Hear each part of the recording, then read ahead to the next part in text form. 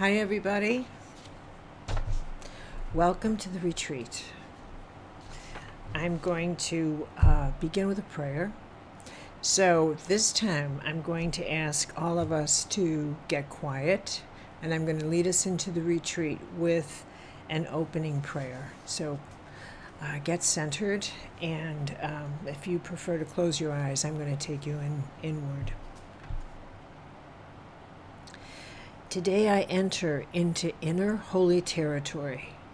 I ask for the blessing of heaven, for the grace of safe passage into my soul. I oftentimes say that I know myself, but I do not know the depths of my soul. I do not know the nature of God or the mysteries of creation. How could I know all that God has created in this universe, or all that God has created in me?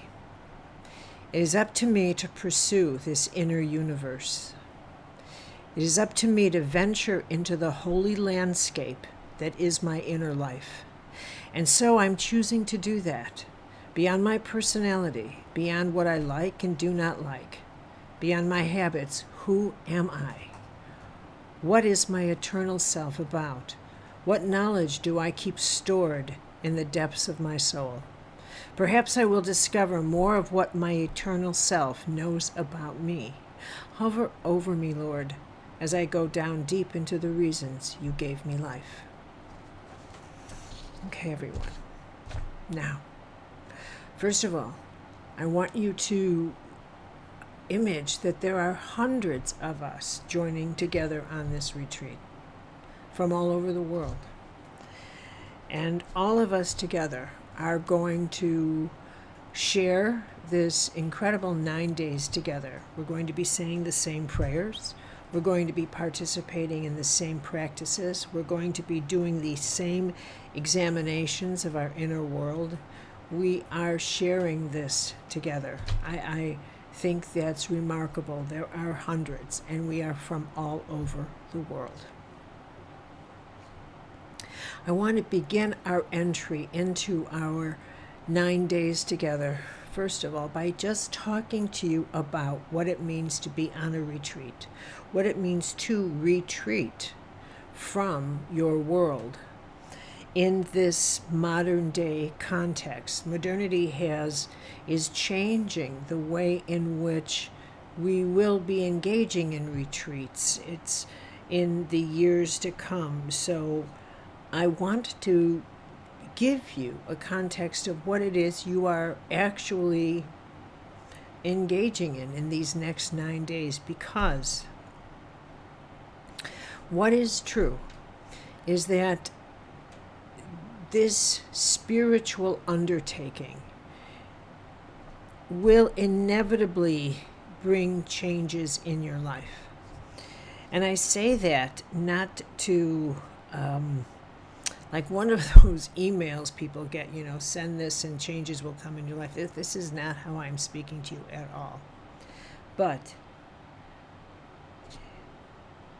a spiritual retreat is a significant detour of your life habits, is a significant shift in the road you drive every day in your life, so to speak. It is the choice to examine your life with a very different perspective, using a very different vocabulary, examining very different questions that do not make their way into your ordinary life. There is no room, there is no time, there's no space for the types of questions, for the manner in which you reflect upon matters of the soul in a retreat. The decision to go on a retreat is a very profound choice to separate yourself from your ordinary 5 sensory world, to disengage from the chaos and the stimuli in your 5 sensory world, to close that down and to turn your attention to your inner world as a priority, and to go on an inner walkabout, so to speak, and to take a look at the workings behind your eye as a priority versus in front of your eye. It is a decision to examine what you believe and what you do not believe. Now think about that for one moment. It is the choice to ask yourself, what is it that I believe to be true about this life that I am living? What is it that I believe to be true about the order of my universe? This is a soul-sized question. This isn't a question you ask every day. The questions you ask every day is, should I go shopping for dinner? What am I going to eat? What am I making? That's the kind of those are the types of questions that do not change your life necessarily. But a question like, do I still believe this? What is it that I actually believe is true? Has the power to set in motion wheels of transformation. That has the power to take you from one sphere of life to another, to move you out of an orbit where you have been dwelling all of your life, and move you to another orbit and say, now here, spin with these planets for the rest of your years. Now, that's power. That's power. And putting yourself in a retreat has the power to allow a different vocabulary to work on you. Because it is a different vocabulary. It is, and I'm going to compare it to something. I don't know how many of you have ever had the experience of going someplace that it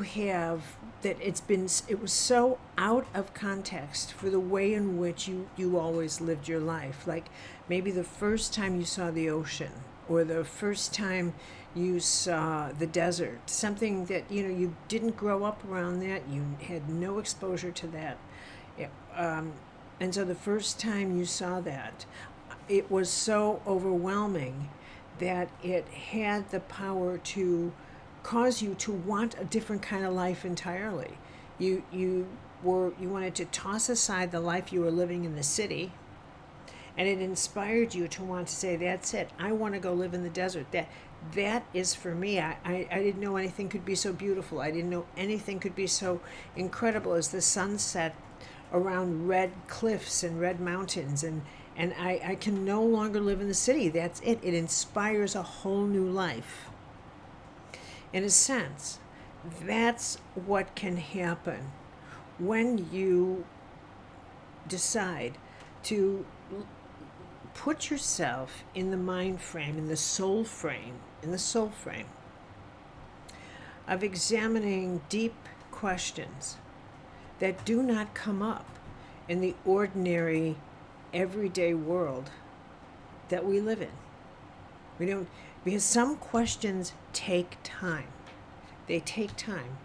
You have to reflect on them. You have to think, I'm not sure how I feel about this. I watch people in workshops sometimes, and just in life, and I'm sure you've had this experience where you ask a question. You ask someone a question about, do you ever doubt yourself? Now that's a huge soul question. Doubt is a huge, huge property in us. It has enormous power. Doubt is powerful stuff. It's a huge force. It directs us. That requires this kind of answer. I have to think about that. I know I do. I just don't know how often. I don't know in what circumstances. But I need to think about that. It requires reflection. I need to reflect on that. I'll get back to you. That's how you answer that question. You don't immediately say, no, I don't. I'm past doubt. I'm brimming with confidence. No.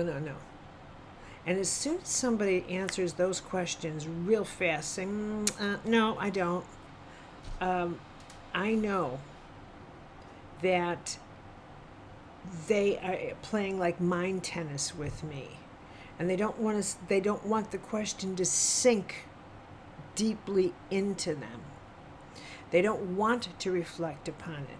They don't want to do that. They don't want to feel the power of that question go deep into them and start those wheels turning, those deep wheels turning that cause a person to think, what do I doubt? How much do I doubt? How much influence does that have on me? And what am I going to do about it? Does that mean I don't have a sense of trust in myself? And if so, what am I going to do about that? What can I do to develop that sense of inner trust? Is it a matter of self-esteem? Is it a matter of clearing away debris? How do I pursue this? That is a consequence. That could be one consequence, do you see, of going on a retreat in which you encounter the depth of yourself in a way that ordinary, everyday, chaotic life doesn't allow you to do. Another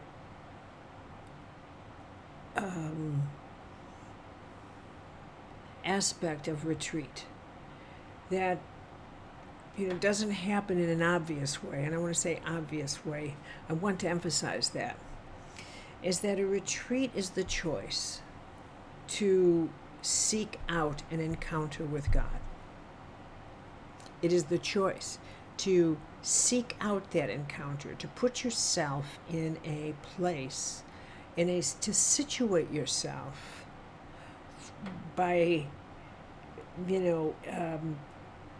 focusing, practicing prayer, meditation, quietness, holy listening, do practices that do not fill your space in ordinary life, with the intention of perhaps encountering a place in yourself that requires a great deal of silence to access. So I want you to think about that there are places in yourself, deep, deep, deep reservoirs that require silence to access. You can't get to this place inside of yourself, surrounded by chaos or filled with rage or filled with anger. These are the places that Teresa of Avila wrote about, and Francis of Assisi and other great mystics. The Buddha wrote these places inside that you get to by clearing away illusions and clearing away debris. These are these places inside of us that require enormous effort to excavate, but they are there. This is what Jesus meant when he said, it's within you, it's within you. This is what Buddha, when he said, everything's illusion, and if you get that and get through your illusions, what you find is nothingness. But he didn't mean nothing. What you find is that nothing has control over you, and in the nothingness is the everythingness, is the sacred, is the liberation. That is the divine paradox of what Buddha was talking about. So in a retreat, what you find is oftentimes is that it's like what Teresa was saying in her first mansion. is that when you cast your attention to your inner self for the first time, as a rule, Teresa would always say, I'm not going to speak for God. I can only share the experiences I've had. But in general, she said,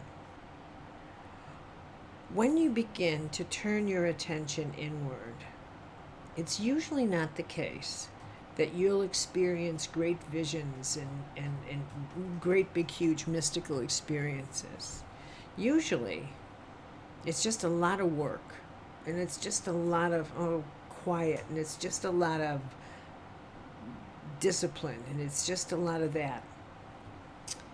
But it's like walking in the foothills. It's kind of like, the thing I would compare it to is mountain climbing, and you decide to become a mountain climber, but you have no practice, you're a novice, and so the idea of jumping up to the top of Mount Everest first thing after that decision, without training, without practice, without building your muscles, is absolutely, utterly preposterous.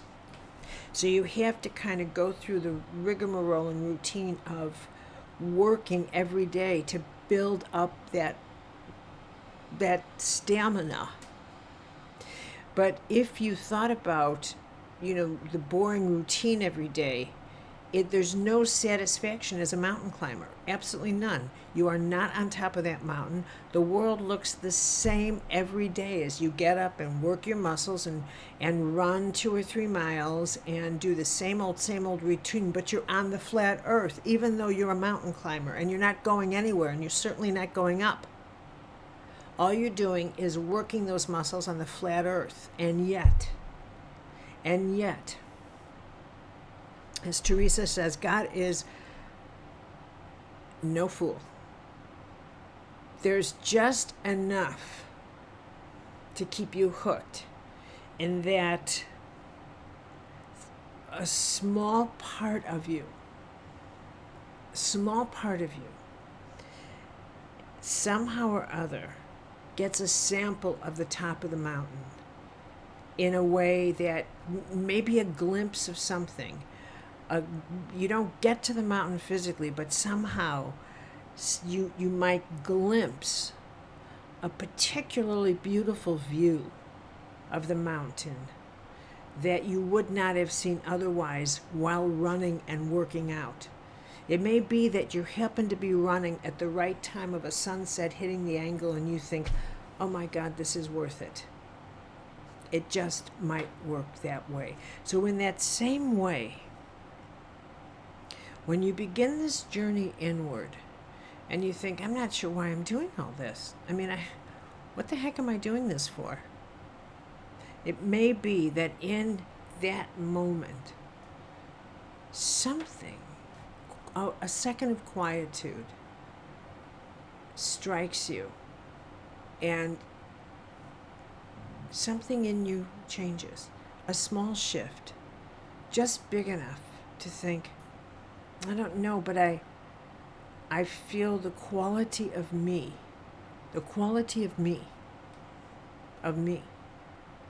and the way in which I want to live my life is worth it. And that's all I'm going to say. So, now what retreats are not, and this is important to talk about. And it says a lot too about prayer and about other points I want to make this evening, is that a retreat is not a choice to solve problems. Like, I'm going to go away to a monastery, or I'm going to go away to be alone so I can solve all my problems. And do you have any prayers that work, that solve problems kind of thing? It is not a problem-solving thing to do. Rather, it's a time to examine why things are a problem to you in the first place. So let me re-angle that. So instead of thinking, tell me how to get out of this problem, because that really, if you think of it, does not help you. The questions you take into a retreat is tell me, I must examine why these things are a problem to me in the first place. What is it that I do not understand? What am I not seeing? These are the questions. That's a question that can somehow open you to a moment of revelation. Here's something about heaven that I hope I can communicate this as clearly as I understand it. Heaven is not a problem-solving force. It's not a problem-solving device. Rather, it is more that we receive advice to understand why it is we create the problems that we do. Help me understand what it is that I am doing that's creating this. Now that's a prayer that gets answered. Show me some light on this. Any prayer that contains the word blame or deserve, like, God, I don't deserve this, I don't get me out of this, is not going to work. I mean, it's not, I say work, it's not going to help you. This is not going to get you very far in terms of spiritual assistance in encountering that kind of enlightened aha moment. But when you pray in terms of something like, instead of saying, make this fear go away, that won't help you. But a prayer like, why am I possessed by this? Help me to see my way through this and why I am so possessed and how to get through this. Because the task of resolution is ours. The task of getting through something is ours. The task of understanding it is ours and what we want to do with it. But that's where the grace comes in. That's where the work of prayer and light comes in. That's where we receive the help. A retreat is about, I need guidance on how to explore why I generate these types of situations in my life. I am the engine of them, God. You are not. I am the one creating this.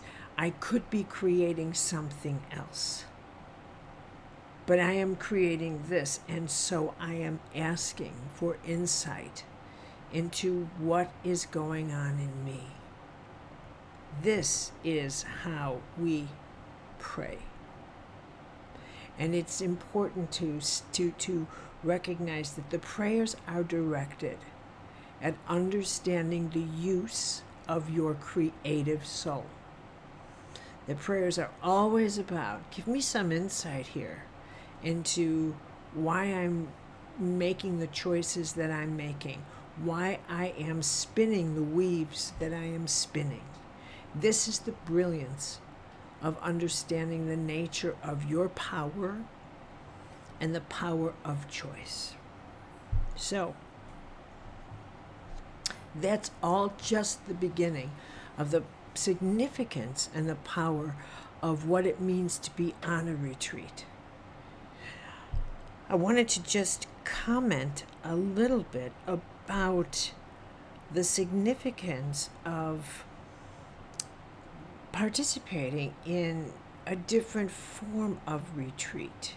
That is, traditional retreats, of course, have been monastic. You would seek out a monastery or an ashram or some place away from the mainstream.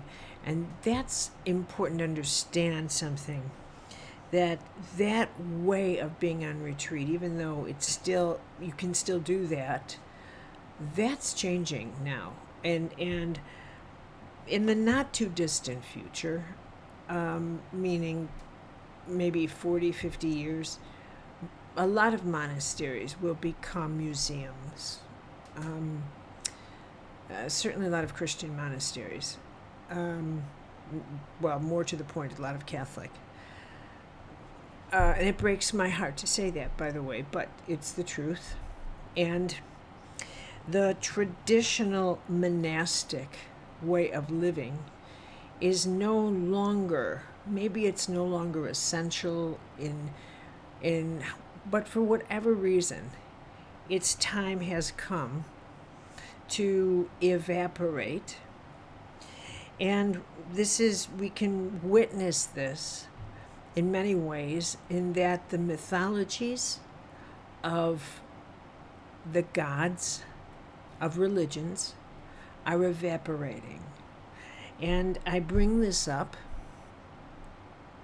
because we are living in this extraordinary zone that is between God myths, so that the mythologies that all of you are familiar with within your traditions, most of which are Judaic Christian, and many of you perhaps are from Buddhist traditions, but for the most part, it's a Judaic Christian line.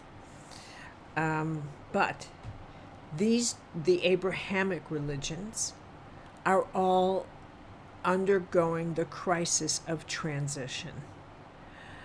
And I think, in my own humble perspective, there's several reasons for that. But we are in between the worlds of releasing myths, and certainly in the Abrahamic, and I'll use those three, that have something in common. And those myths each have male figures, a Messiah, a Redeemer, and a prophet, who are the central players of the God connection between that world and this world. The mythologies are all male-based. And by the way, I'm not coming as a feminist or any of that nonsense. I don't speak that way. This is a fact of that religious tradition, or that spiritual tradition. And in all ways, the gods, the traditions have reflected the humanness and the behavior of humans to reflect the behavior of God, so that the temperament of God was measured in some way by the temperament of the human being. In the Christian tradition, God looks like a white Christian. And so you see what I'm saying. And this type of projection has, caused a type of relationship with God in which there is this idea that God is an off-planet being that reasons like we do, that is part of a court system that functions a little bit like democracy, that has that operates a little bit like logic and fairness, so that if we are good, nothing bad should happen to us. That it's all about fairness and balance according to the human code of justice, and that's how God should behave. And that if something goes amiss in this human code of justice, that we can't figure out what was God up to. There must be a reason for this. I mean, I can't figure what's God thinking, right? So we have this kind of mentality, and it is these mythologies that are now kind of crumbling, and this idea of the God-man and the man-God and are dissolving, because there's a lot about those mythologies that are not sustaining the 21st century modern human being who is a global creature And we are on the cusp of exploring galactic community, where we have every reason to assume that there are other civilizations out there, and there's a real good chance they are not practicing Jews, Catholics, or Muslims. So you can see that this timing of the crumbling of our particular mythologies is probably not the fault of the misbehavior of human beings, but rather a calculation by evolution itself. It's time. Which brings me back to us. Out of the debris of this dissolving of these myths comes mystical truths that can be sustained and will be sustained after the stories are long gone. There are teachings that are truths, and they are universal. And part of those teachings and the practices I have put into this retreat. And I will highlight those as this retreat goes along. But among the things I wanted to mention is that the need to seek out one's inner life is very much a part of each of these traditions in some way, form. Certainly a part of Buddhism. There's certainly a part of Hinduism, and all traditions, in numerous traditions, have this need to separate oneself from ordinary life and go within to check on the health and well-being of one's soul. Because these traditional places are now rather evaporating, it is a signal that the new way of the new type of monastic life may well be one that is universally global, that is organically monastic, that is exactly the way we are doing a monastery in this type of way, a collective sharing that is in one way online, one way of that we are mystics out of monasteries, that the idea of pursuing mystical consciousness, a way of engaging with the world, a way of understanding mystical laws, a way of understanding your power and the laws of creation and the laws of science as one and the same thing,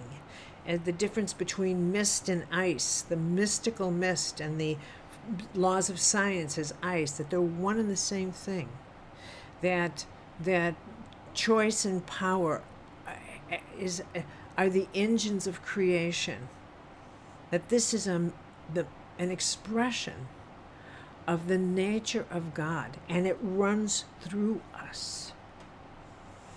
That is a call for us to understand that the next level of spirituality is not religion, but rather an organic spiritual understanding that is based upon mystical law. Law is universal, and that embraces the companionship of nature. It embraces the companionship of every human being and of all that exists in the universe. That we are all subject to the same organic laws of creation, and that what makes this impersonal system of laws personal, intimate, is prayer.